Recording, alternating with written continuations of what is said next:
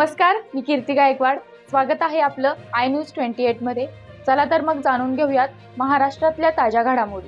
Dahanu church of God world mission सोसायटीतर्फे 8540वी स्वच्छता मोहीम उत्साहात संपन्न. 19 जानेवारी 2025 रोजी church of God world mission सोसायटीच्या वतीने जागतिक पर्यावरण दिनाचे औचित्य साधून रविवारी 8540वी स्वच्छता मोहीम आयोजित करण्यात आली. या उपक्रमात 300हून अधिक स्वयंसेवकांनी सहभाग घेतला.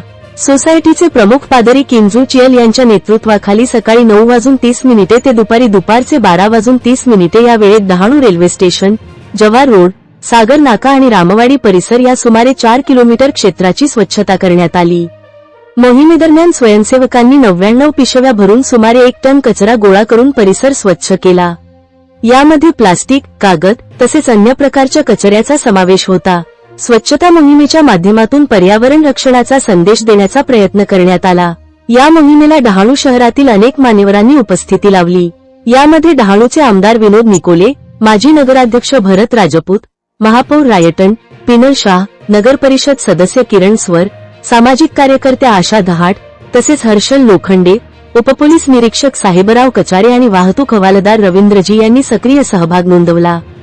स्वच्छता मोहिमेतील उत्साह आणि कर्तव्यभावना पाहून सर्व मान्यवरांनी church of God world mission सोसायटीच्या या सामाजिक उपक्रमाचे मनःपूर्वक कौतुक केले.